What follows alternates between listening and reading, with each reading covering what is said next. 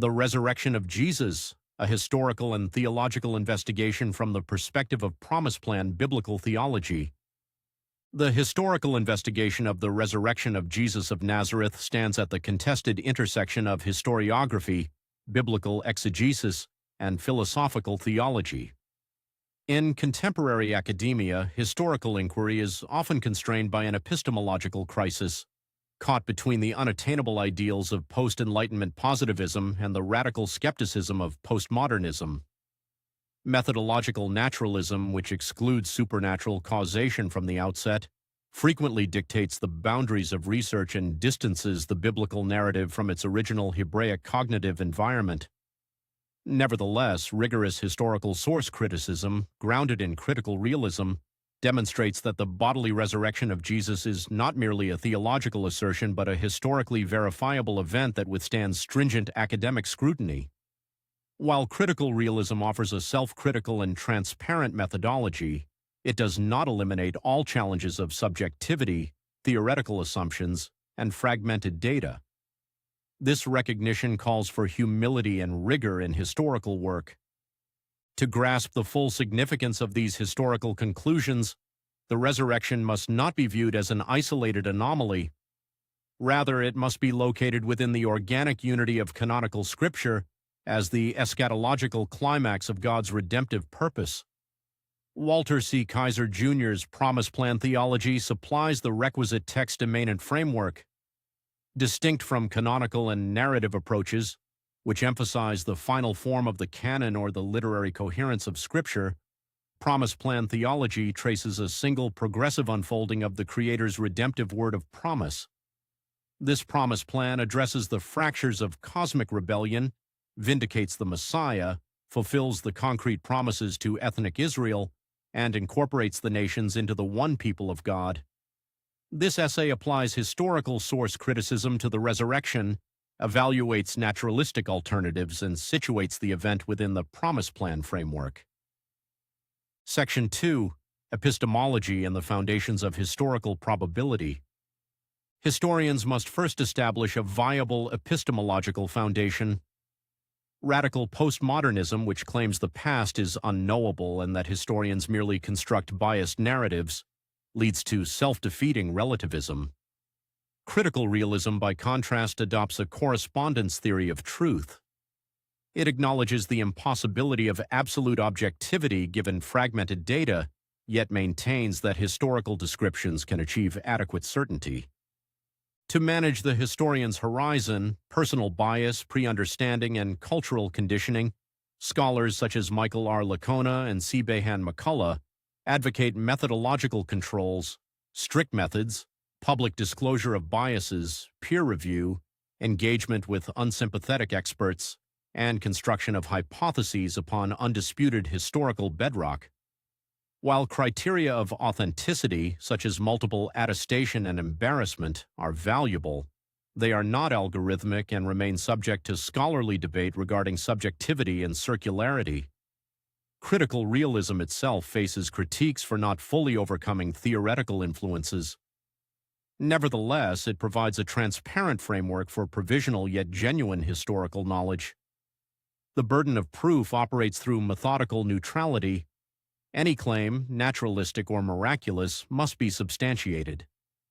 Competing explanations are then weighed by arguments to the best explanation using the criteria of scope, power, plausibility, less ad hoc character, and illumination. Absent the artificial constraints of methodological naturalism, miracle claims can be evaluated on historical merits. Section 3. Primary historical sources and the criteria of authenticity. Application of these historiographical tools to the New Testament and extra-biblical literature yields a body of facts about Jesus' fate, enjoying near-unanimous scholarly consensus across diverse worldviews. Criteria of authenticity move data from the historically possible to the highly probable. Early creedal traditions and Pauline epistles. The strongest evidence for resurrection appearances comes from exceptionally early creedal traditions predating the New Testament writings. Foremost is 1 Corinthians chapter 15, verses 3 through 7, the earliest, most authoritative, and most detailed list of appearances. This tradition originated in the Jerusalem Apostolic Circle and was likely received by Paul during his visit with Peter and James, as described in Galatians chapter 1, verses 18 through 19. Many items date to AD 30 to 40 within months or a few years of the crucifixion, undermining theories of legendary development. The canonical Gospels and Acts. The Gospels and Acts supply multiple independent attestations. The discovery of the empty tomb by women, as in Mark chapter 16, verses 1 through 8 and parallels, passes the criterion of embarrassment in a patriarchal context and supports authenticity. These accounts are corroborated across literary forms, extra-biblical and secular sources, non-Christian sources, including Tacitus, Josephus, and hostile rabbinic traditions, corroborate Jesus' existence, execution under Pilate, and the rise of a movement proclaiming his resurrection. Section 4. Establishing the historical bedrock. These sources establish an unshakable historical bedrock, facts that any viable hypothesis of Christian origins must explain. 1. Jesus died by crucifixion under Pontius Pilate, a fact acknowledged universally by critical scholars. 2. Shortly after his death, the disciples had experiences that convinced them Jesus had been resurrected and appeared to them. 3. The persecutor Saul of Tarsus converted after an experience he interpreted as a post-resurrection appearance, as noted in 1 Corinthians chapter 15, verse 8. 4. James, the skeptical brother of Jesus, converted, likely after believing he saw the risen Jesus, as referenced in 1 Corinthians chapter 15, verse 7. 5. A strong majority of scholars accept the tomb was found empty, supported by the Jerusalem setting of early preaching and the embarrassing role of female witnesses. Section 5. Deconstructing naturalistic hypotheses. Naturalistic hypotheses advanced under methodological naturalism fail to account for this bedrock when measured against Licona's explanatory criteria. Fraud or stolen body. The disciples' transformation from cowards to martyrs, and the conversions of outsiders such as James and Paul, rendered deliberate deception implausible. Liars do not make good martyrs. Swoon theory. Survival of Roman scourging, crucifixion, and spear wounds is medically improbable. A half-dead Jesus could not have inspired belief in a triumphant, glorified Lord. Hallucination or psychohistory. Hallucinations are private and subjective. They cannot explain group appearances such as to the 12 or the 500 mentioned in 1 Corinthians chapter 15, verse 6, or the empty tomb. Metaphor or legend. The early dating of the 1 Corinthians 15. Creed precludes significant legendary development. In Second Temple Judaism, the term Anastasis denoted bodily restoration at the eschaton, with variations among Pharisees, Sadducees, and Essenes, rendering a purely metaphorical interpretation unintelligible. The hypothesis that God raised Jesus bodily from the dead remains the only explanation possessing sufficient scope, power, and plausibility. Section 6. The resurrection as the climax of the Promise Plan. Historical verification is only the beginning. Classical dispensationalism often introduces artificial discontinuities, while covenant theology can spiritualize concrete promises to ethnic Israel. Promise Plan theology, attentive to the progressive unfolding of God's explicit promises, supplies a superior text immanent center. Reversing the cosmic rebellions.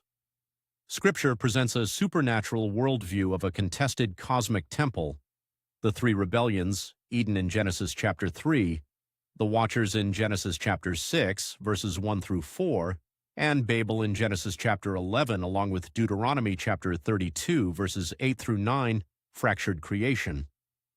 The Promise Plan, initiated with Abraham in Genesis chapter 12, verses 1 through 3, finds climactic fulfillment in Jesus, the faithful Israelite and last Adam. His resurrection defeats the principalities and powers, inaugurates the restoration of the cosmic temple, and disarms rebellious entities. The organic unity of the people of God. Rather than replacement or supersessionism, the New Testament presents grafting. Gentiles join Israel's root while ethnic Israel's irrevocable promises remain, as detailed in Romans chapter 11, verses 17 through 24 and verses 25 through 29. This preserves organic continuity. Restoration of vocation.